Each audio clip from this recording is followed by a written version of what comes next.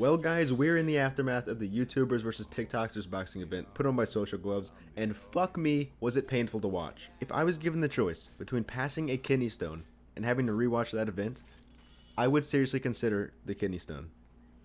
That's how bad it was. I'm gonna be completely honest with you guys. I didn't even watch much of the later fights because I was busy watching UFC 263 instead, which was infinitely more exciting than whatever the hell this was. Anyway, that's besides the point. We're not talking about UFC 263 here, we're talking about the YouTubers versus the TikTokers. So I'm going to give you guys a rundown of everything that happened here, and hopefully it gives you an idea of how utterly disastrous this event was. So there were two prelim fights that no one really gave a shit about. The first of these was Ryan Johnston of YouTube versus Cole Sawridge, fucking Sausage of TikTok. I don't know who he is. I don't know who this guy is. I don't know who either of them are, to be honest. Yeah, I didn't watch the fight. I didn't watch it. I don't know what else to say. I mean, apparently it was pretty entertaining. I heard it was a good back and forth, and then Ryan Johnston ended up winning by KO in the 4th round. So maybe it was a good one. You know, maybe I missed one of the highlights of the show. The next prelim fight was Landon McBroom, better known as Austin McBroom's brother, versus Ben Aslart again. I don't know who any of these people are. Yeah, I didn't even know this fight was happening.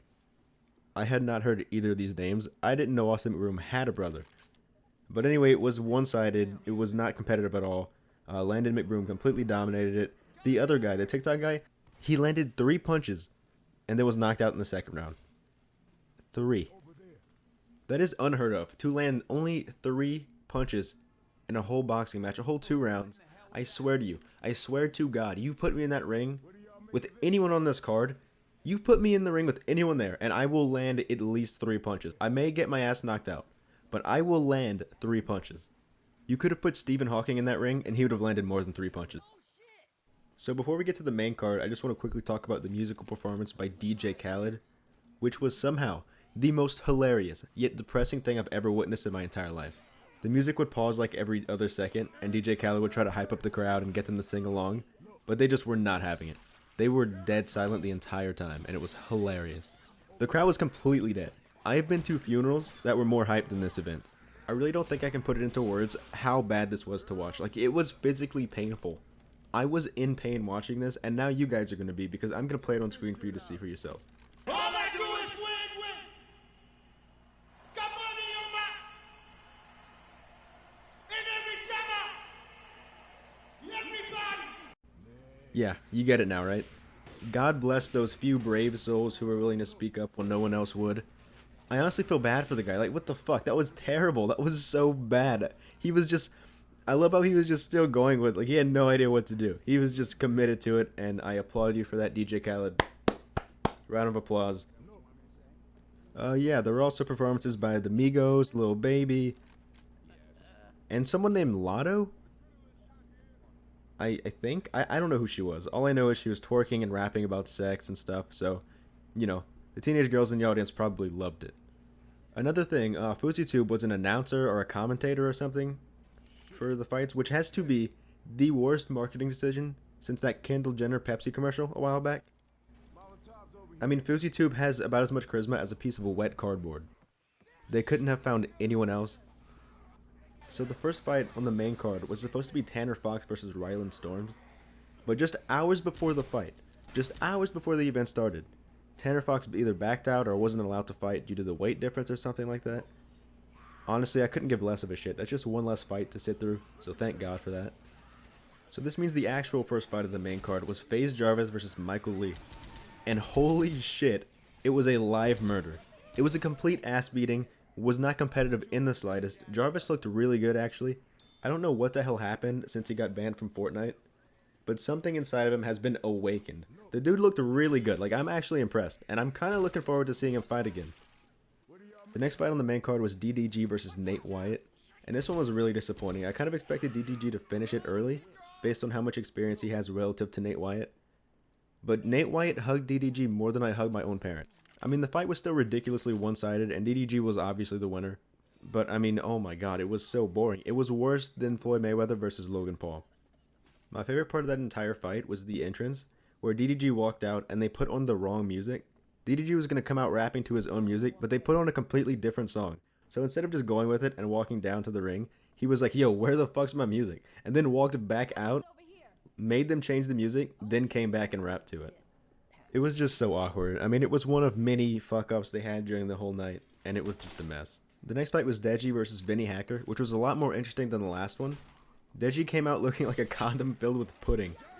Like, he was built like a Thanksgiving turkey. And I'm not saying this to be an asshole. I'm really not. It's just you cannot expect to last a full 5 rounds looking like that.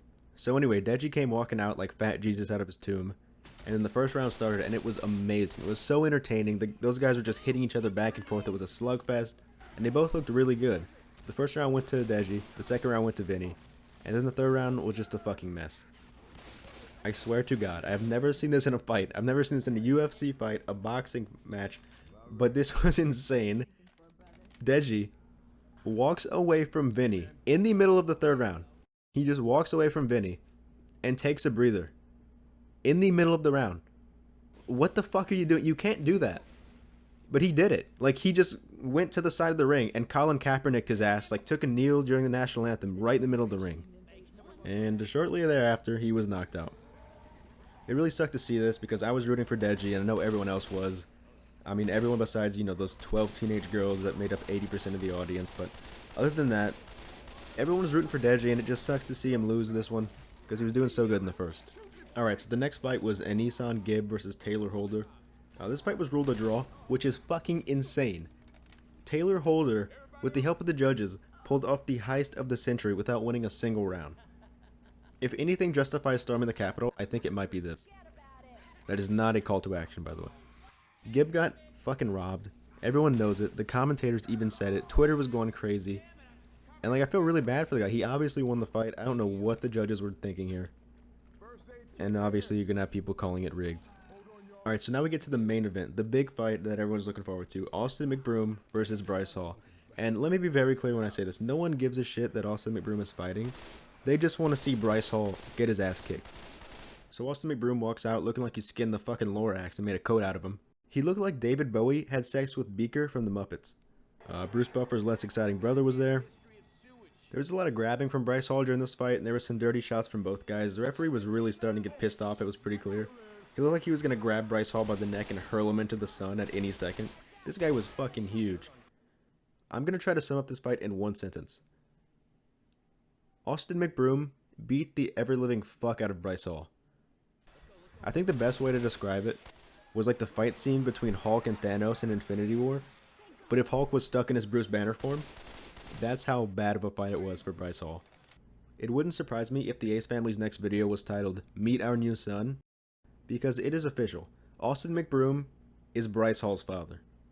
So overall, the event was a complete shit show with a dead crowd, multiple technical issues, more lackluster musical performances than actual decent fights, and the list goes on and on and on. The best part of this entire event was just Paige VanZant. I mean, look at her. Jesus Christ.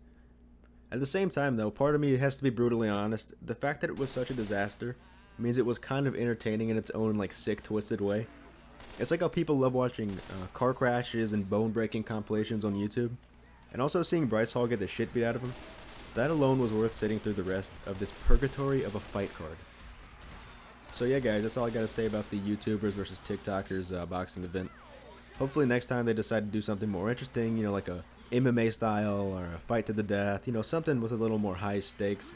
But other than that, yeah, I guess that's all I gotta say. I hope you guys enjoyed the video. This isn't the type of content I usually upload on this channel. And if you guys enjoy it, though, maybe I'll consider doing more stuff like this in the future. So yeah, hope you enjoyed. God bless you if you watched through this whole video. I hope you guys consider checking out some of my other content, leaving a like, and maybe subscribing if you want to stick around. Thanks for watching, and hope to see you back soon.